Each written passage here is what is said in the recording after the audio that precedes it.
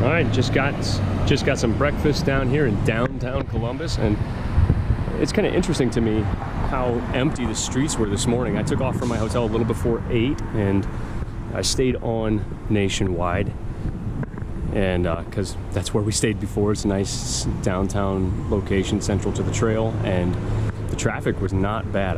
There's so many stoplights, the cars are actually pretty understanding. They're not gonna get anywhere much faster than you are, and big wide streets so they can pass when they need to. Got breakfast, getting ready to head out again, but I just had a really, really cool experience, like a small world experience. Guy walked by as I'm unlocking my bike and asked if I was doing some bike packing, and I said yeah, and then he kind of asked where I was going and what I was doing, and so we got to talking, and I had seen this post last night on I thought it was the Ohio to Erie Trails page, but he corrected me then and said no, it's the Paved Bike Trails of Ohio page, about someone who went up to Cleveland and did like the whole Emerald Necklace loop, because he asked where I was starting, and where I had started rather. I said I was up in Cleveland. He's like, oh no way, I was just up there. And we got to talking. He grew up one town over from where I live now. He's got a friend who just built a house on the same road that I live on. We talked, quite a bit about bike packing. He wished me luck, said if he wasn't working today, he'd be happy to go out and ride with me. And I thought, just what a cool, fun experience. So nice way to kick off my day today. And I don't actually even see it. There's one detour in Columbus, but it looks like it's supposed to be pretty short, well marked. So it looks like things are shaping up to be pretty decent. I hope fate doesn't jump in to try to show me how it can go poorly. I am on the Camp Chase Trail, which means I think I'm, for the most part, done with any kind of road or street riding. So that's nice. There are frequent comments, I won't go so far as to say complaints, about this portion of trail maybe not being the nicest or most picturesque, like there's bars in the windows there. Honestly, it's hard for me to tell if this is a community in decline or a community on the mend, and it's not lost on me. I'm out here taking this in as a passerby, on a nice bicycle with all the amenities I need to be able to travel self-supported. And I don't know, I don't really feel scared or vulnerable. I feel a little sad, probably not guilt. I know, depending on different political or philosophical views, that there are those who hold starkly contrasting opinions of the least of the individuals, I guess I'll say, that I've passed by. But I think, like with most things, the reality probably lands somewhere in the middle. I think there are a lot of factors, personal and beyond their reach, that contribute to where they've ended up. But I did see my first few indications of homelessness and came across a young couple that was pretty clearly strung out, and I say sad is probably my dominant thought or emotion. But now it's really beautiful. They've got like this little prairie land thing going on here, and oh, I did miss the hilltop connector, and that was a real drag. It's my first navigational misstep of the day. I turned around, I logged my time, actually. Logged my time, or I'm sorry, my mileage, to see how much I cost myself, and it was about 2.5 miles in total when I turned around, backtracked 1.25 miles. So that stunk, but it is what it is. I do not believe I recall seeing an Ohio to Erie trail sign, though, when I made my way back to the hilltop connector. So I think in both directions there is an absence of signage. Well, my heart rate is elevated right now, and not because of a climb. I'm gonna go ahead and file one complaint on this Camp Chase section. I just had to cross Georgesville Road, which is a 2-lane divided road, so 2 lanes each direction plus a turn lane in the middle. Pretty busy, heavily trafficked. And the funny thing is, my wife and I had to do this years ago, and I believe got mixed up here just like I did. And there isn't a single sign, not a pavement marking or a hanging road sign indicating that you have to cross this road. And no big deal, I stopped, I referenced my map. The part that I didn't like is when I got the walk signal, the old man who tried to freaking plow me over with his car. So, I mean, not like close, but he was less than 1 car length before he slammed on the brakes. And it was because someone impatient behind him honked at him to go. But there's your lesson, kids. If someone tells you to go, don't necessarily trust that it's safe. In his case, it was someone telling him to get moving, and he did not have the right of way. But, you know, you can be right and dead right. So always make sure to watch out for yourself.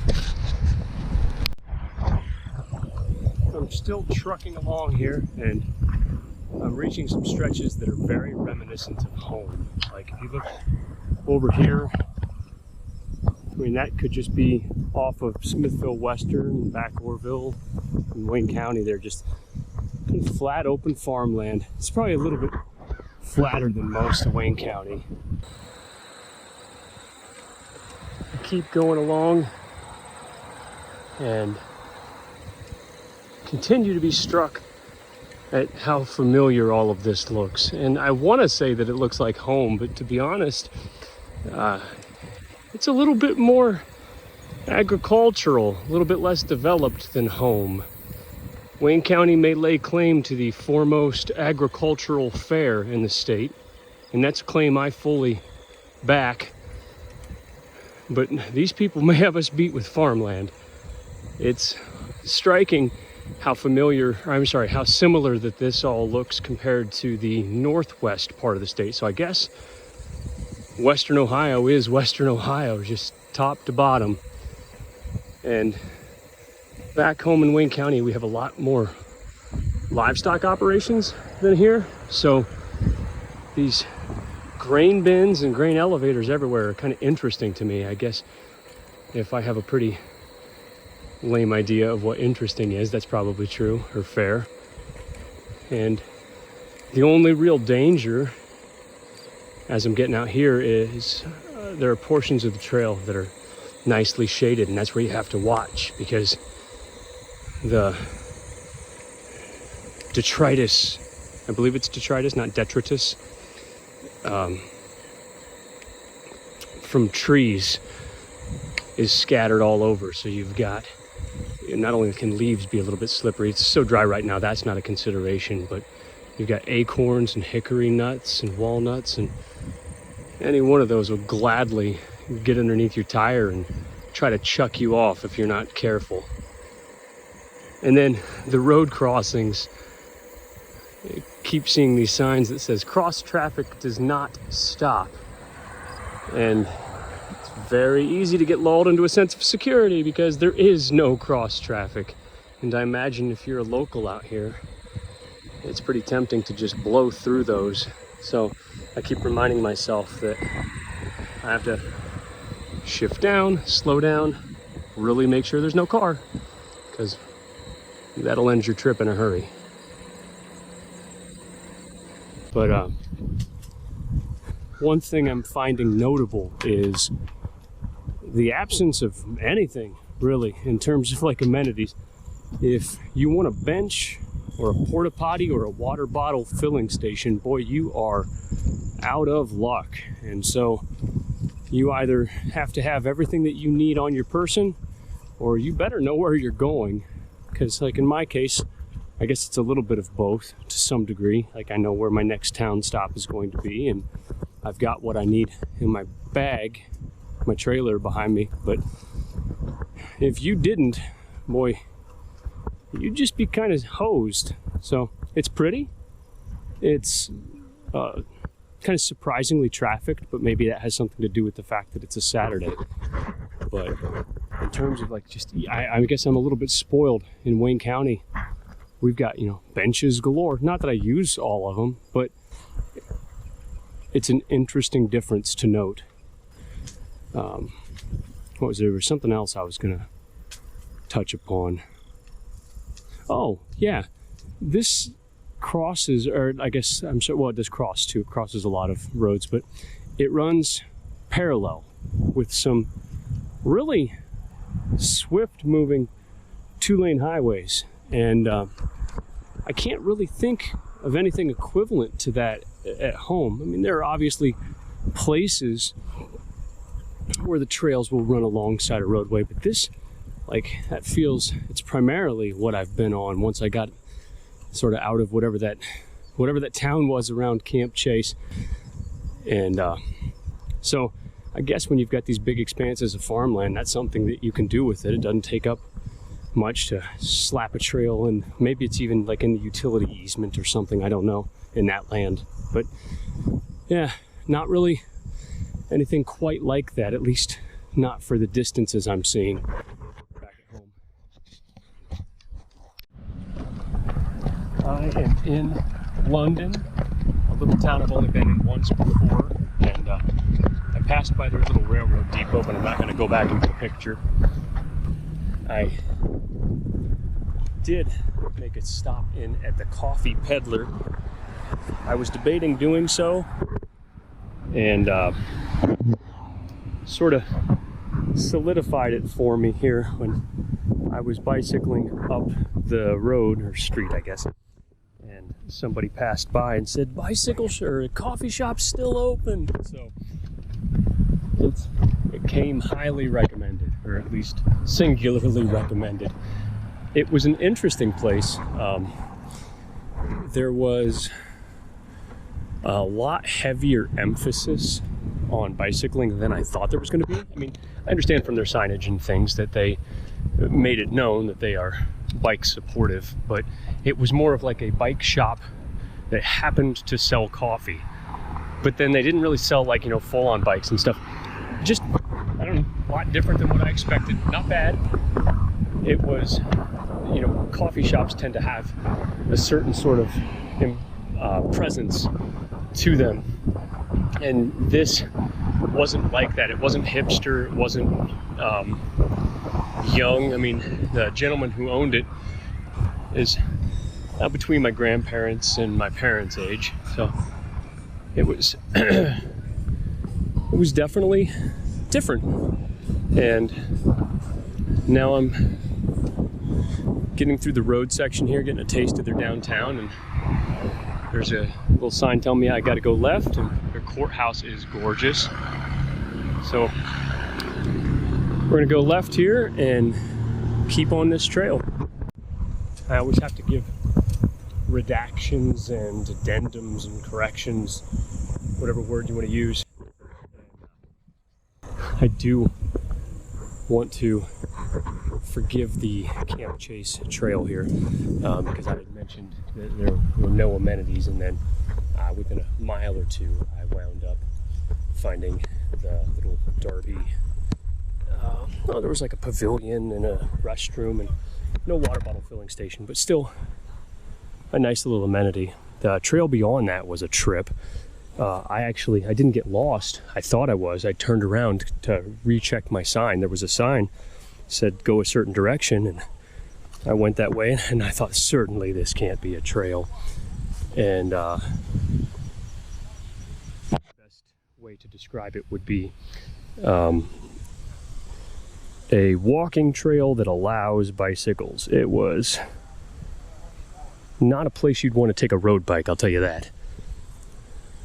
So, would have preferred a mountain bike, but my hybrid got it done. If you've ever wondered how, as a nation, we can have a $4 box of bran flakes anywhere you go, this mile-long train coming into a grain elevator that's your answer. This thing is just unceasing, and the wild part is if you go out to the western part of the state over by like Toledo and Bucyrus, there are significantly larger operations. So And then beyond that, if you just look at a map and consider how expansive the grain operations are out west, like they dwarf these things. It's pretty impressive, really. Like from a logistical and a distribution standpoint, it is remarkable what we are able to accomplish. There's really our big scenery for today. I'd never been on this part south of London before. Never been on trail south of London. So this is all new to me, and it's a whole lot of the same, but very beautiful. I'm here in South Charleston, a town I can safely say that I've never been in before, even like through a car. And the grain operation here is something else. It's hard to get a scale of the size without seeing it in person. But it's a neat, tidy little town, well kept. They've got their old depot really well preserved here, as well as, I didn't see any signage indicating what the history is, but some sort of old one-room cabin. And they've got across from the depot, I don't know if that was, to be honest, I'm not going to really guess on the original purpose of this structure, but it's neat. It looks like it's got flush restrooms.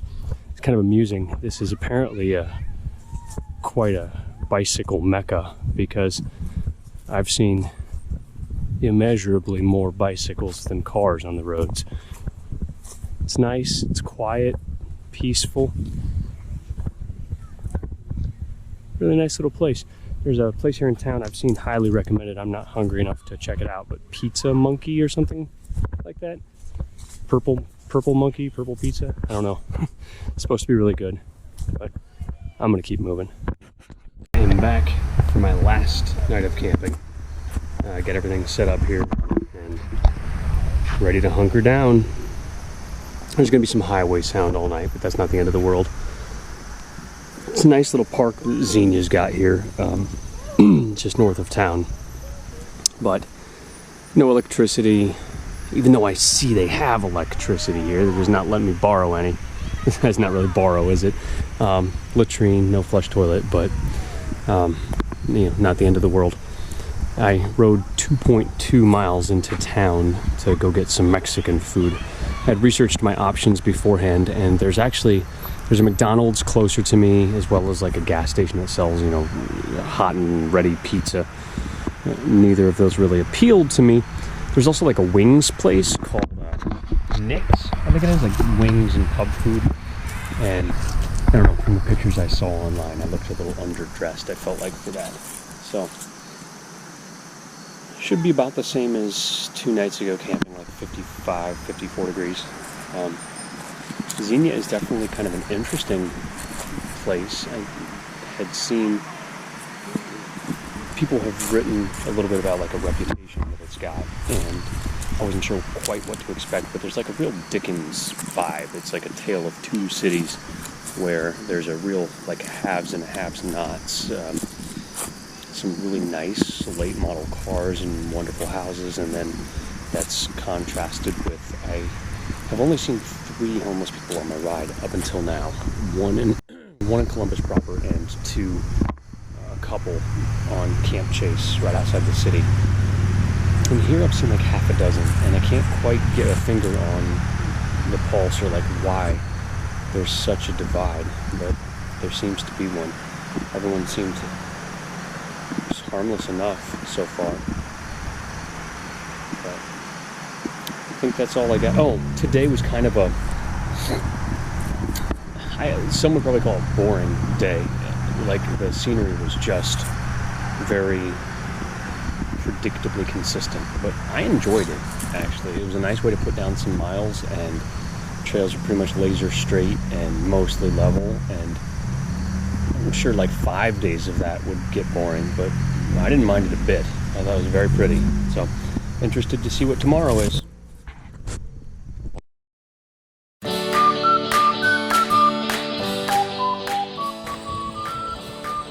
Trail tip for you. something I try to keep in mind. When you're not sure how close you are to a town or some kind of like decent stop, there are two pretty reliable indicators: pedestrians and little kids.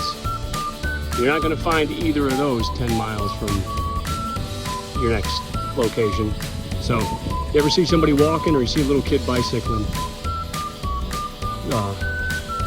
pretty good indication that there's something coming up where you can stop.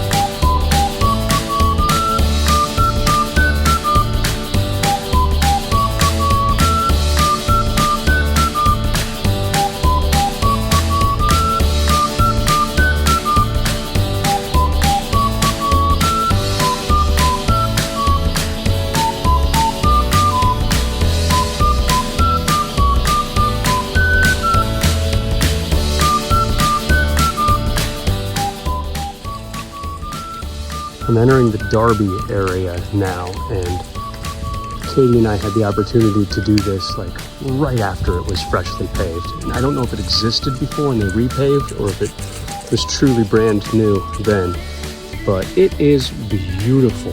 Got a nice peaceful woods here that I'm making less peaceful with my talking, and curves and smooth pavement. It's just wonderful. I haven't been able to regulate my temperature very well today. It feels like it's one of those days where a long sleeve shirt is too warm and short sleeves are a little too chilly, but thankfully now I'm in dense shade, so I feel just right. And this is, like I said, it's just beautiful, lovely.